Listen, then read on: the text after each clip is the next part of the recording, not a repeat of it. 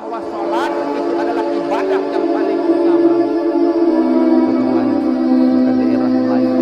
Tapi hari ini kalau pesantren tidak dibangun, kemana anak kita mau belajar agama?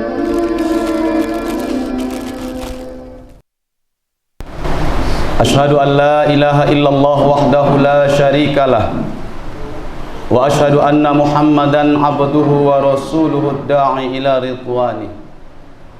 Allahumma salli wa sallim wa barik ala sayyidina Muhammad wa ala alihi wa sahbihi wa sallim tasliman katsira. Amma ba'du, fa ya ayyuhal hadirun, usikum wa iyaya bitaqwallah wa ta'atihi la'allakum tuflihun. Faqala Allah Ta'ala fi kitabihil karim, ya ayyuhalladzina amanu taqullaha haqqa tuqatih wa la tamutunna illa wa antum muslimun. Qala Allah Ta'ala fi ayatil ukhra, ya ayyuhalladzina amanu taqullaha wa qulu qawlan sadida yuslih lakum a'malakum wa yaghfir lakum dhunubakum wa may yuti'illaha wa rasulahu faqad faza fawzan 'azima. Shadaqallahul 'azim wa sadaqa rasuluhun nabiyul karim wa nahnu 'ala dzalika minasy syahidin wasyakirin walhamdulillahi rabbil alamin. Hadirin jamaah sidang salat Jumat yang dimuliakan oleh Allah Subhanahu wa taala. Bersyukur kita kepada Allah, di hari yang penuh dengan barakah ini Allah masih limpahkan dan cucurkan kepada kita begitu banyak nikmat. Allah tidak pernah menyuruh atau memerintahkan kepada kita untuk menghitung nikmat yang Allah berikan. La tuhsuha, kita tidak akan pernah sanggup untuk menghitungnya. Jikalau seandainya air lautan yang ada di dunia ini dijadikan sebagai tinta, dan pepohonan yang ada di alam semesta ini dijadikan sebagai penanya untuk menuliskan nikmat dari Allah, maka pepohonan sebagai pena dan air lautan sebagai tinta itu tidak akan pernah cukup untuk menuliskan nikmat yang Allah karuniakan kepada kita. Mudah-mudahan hadirnya kita di rumah Allah ini melaksanakan kewajiban kita, yaitu salat fardu Jum'ah. Ini adalah sebagai bentuk rasa syukur kita kepada Allah atas nikmat yang Allah titipkan kepada kita. Salawat dan salam mari sama kita hadiahkan keharibaan kita, paduka alam, junjungan alam, baginda Rasulullah sallallahu alaihi wasallam, manusia yang agung, manusia yang mulia. Kemuliaannya memang benar-benar mulia. Hebatnya beliau tidak pernah merasa mulia. Manusia yang agung, manusia yang besar, kebesarannya memang benar-benar besar, karena yang membesarkannya adalah Allah yang maha besar. Hebatnya lagi beliau tidak pernah merasa besar. Mudah-mudahan hadirnya kita di rumah Allah ini sebagai umat-umat Nabi Muhammad, kelak beliau akan berikan syafaatul uzmanya kepada kita, syafaat yang terbesar, syafaat yang tertinggi. Tidak ada satu nabi pun yang mampu memberikan syafaat ini kecuali baginda Rasulullah sallallahu alaihi wasallam. Harapan kita tentunya kita adalah digolongkan oleh baginda Rasulullah yang mendapatkan syafaatul uzmanya di yaumil mahsyar nanti. Amin ya rabbal alamin. Hadirin jamaah sidang salat Jumat yang dimuliakan Allah Subhanahu wa taala.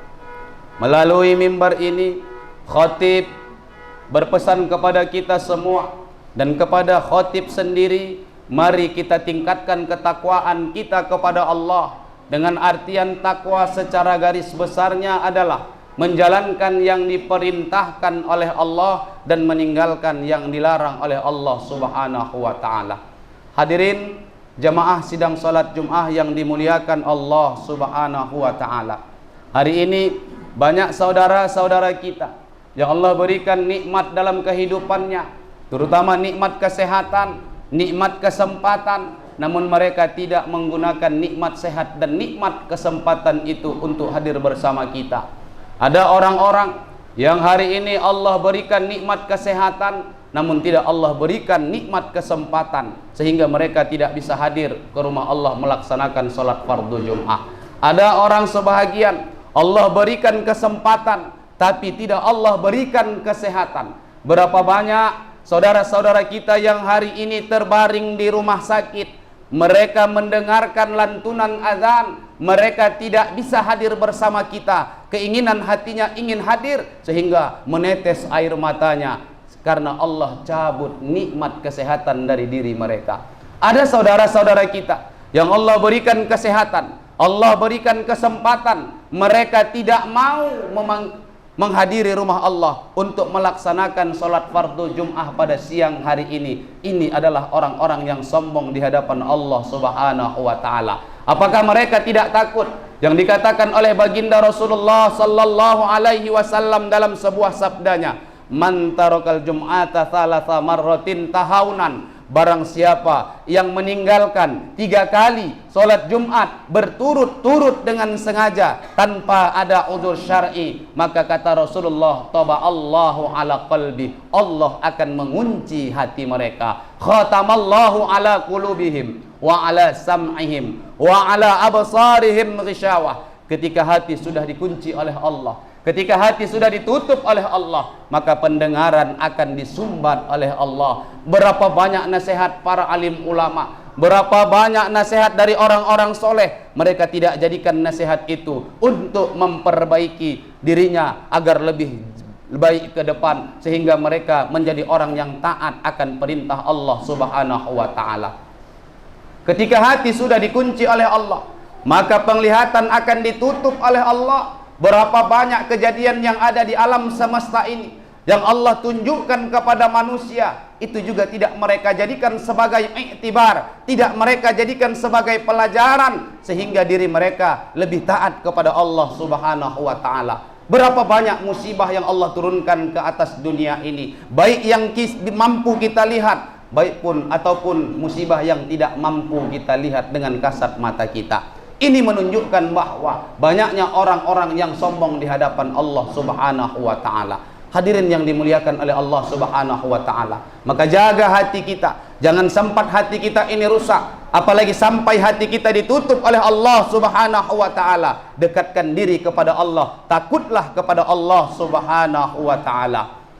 Rasulullah sallallahu alaihi wasallam mengatakan dalam sebuah sabdanya, Rasulullah katakan, ala inna fi jasadil mudghah, ketahuilah di dalam tubuh manusia itu ada segumpal daging. Idza salahat salahal jasadu kulluh, apabila baik daging itu maka baiklah seluruh jasad.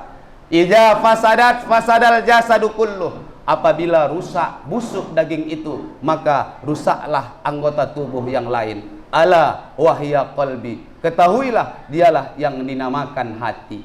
Hati manusia adalah sebagai anggota tubuh yang paling inti.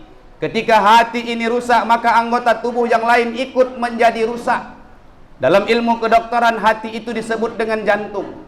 Jantung itu berfungsi untuk memompa darah, mengalirkan ke anggota tubuh yang lain. Maka apabila jantung itu bermasalah, bisa dipastikan anggota tubuh yang lain juga ikut bermasalah. Hadirin yang dimuliakan oleh Allah Subhanahu wa ta'ala, Imam Ibn Hajar al-Asqalani menuliskan dalam sebuah kitabnya, Munabbihat ala Isti'dadi liyaumil mi'ad. Di dalam kitab tersebut Imam Hasan al-Basri mengatakan, ternyata manusia memiliki hati itu bisa menjadi rusak karena disebabkan ada beberapa hal. Penyebab pertama, kata Imam Hasan al-Basri, adalah berbuat dosa berharap akan ampunan Allah Subhanahu wa ta'ala.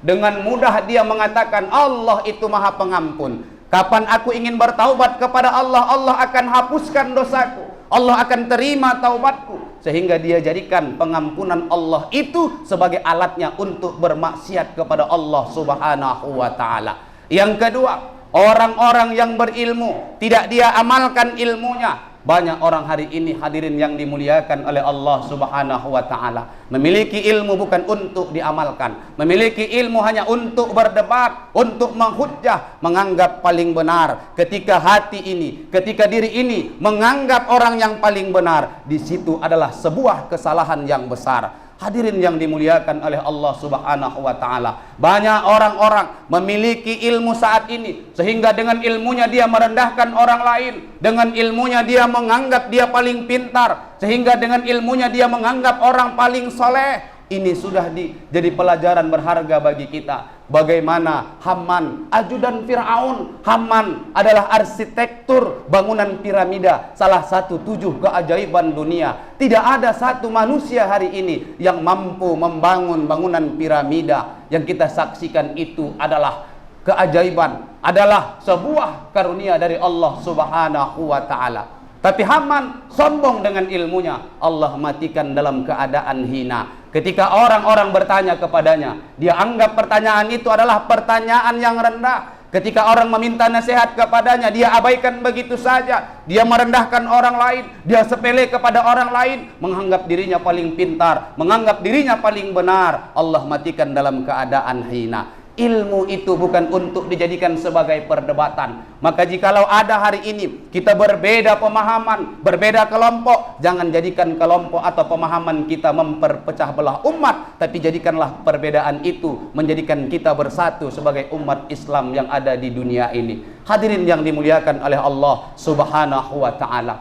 Orang-orang yang berilmu itu tidak hanya mampu berbicara, orang yang berilmu itu juga mampu mengamalkan. Dalam sebuah pepatah Arab mengatakan, al-ilmu bila amalin kasyajarin bila thamarin. Orang-orang yang berilmu itu ketika dia tidak mengamalkan ilmunya, sama halnya seperti pepohonan tanpa ada buahnya. Maka pepohonan itu tidak akan bermanfaat, buahnya tidak akan bisa dibagikan untuk umat. Maka ilmu yang Allah berikan kepada kita bukan jadi sombong kita dengan ilmu, tapi jadikanlah ilmu kita itu untuk mengetahui ibadah-ibadah kita, dan ilmu yang kita miliki jadikan sebagai ilmu yang bermanfaat, ilmu yang kita ajarkan kepada orang-orang lain. Hadirin sidang salat Jumat yang dimuliakan oleh Allah Subhanahu wa ta'ala.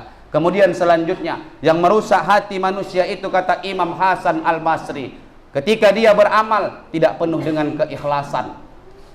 Ada orang-orang yang beramal ingin mengharapkan sanjungan, ada orang-orang yang beribadah hanya ingin mengharapkan kekayaan. Allah akan berikan, Allah tidak sedikit akan kurangi. Di dalam Al-Quran di surah Hud ayat yang ke-15 Allah tegas mengatakan, man kana yuridul hayatad dunya wa zinataha nuwaffi ilaihim a'malahum fiha wa hum fiha la yub'atsun. Barang siapa yang menginginkan dunia beserta perhiasan-perhiasan yang ada di dunia ini, dari setiap amal ibadahnya tidak sedikit kami akan kurangi, kata Allah. Kalau dia ibadah ingin disanjung orang, akan kuberikan sanjungan itu, karena Allah yang mampu membolak-balikkan hati manusia. Ketika menyanjung itu mungkin kita merasa bangga, padahal pada hakikatnya sanjungan, pujian, hinaan itu hakikatnya sama. Disanjung tidak merasa bangga, dipuji tidak merasa bangga, ketika dihina juga tidak merasa jatuh di hadapan orang-orang sekitarnya.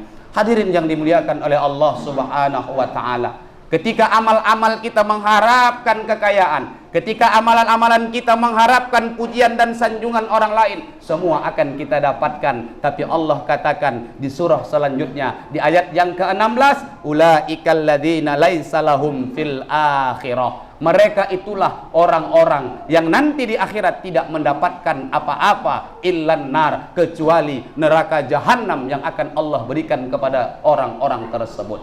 Hadirin yang dimuliakan oleh Allah Subhanahu wa ta'ala, yang terakhir penyebab hati menjadi rusak menurut Imam Hasan Al-Basri adalah memakan rezeki dari Allah tapi tidak pernah bersyukur kepada Allah Subhanahu wa ta'ala.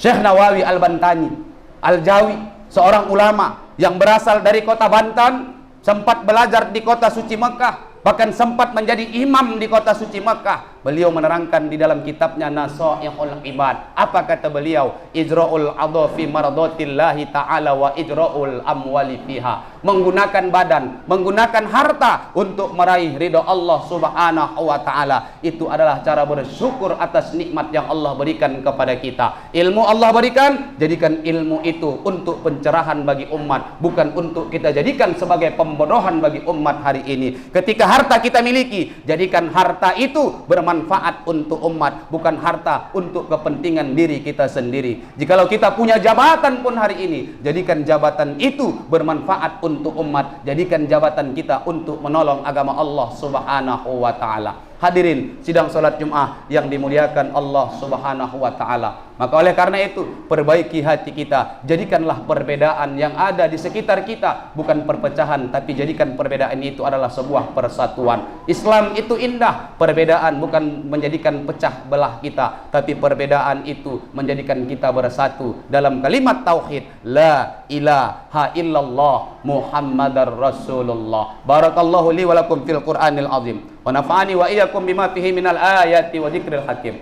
Wa taqabbal minni wa minkum tilawatahu innahu wal ghafurur rahim.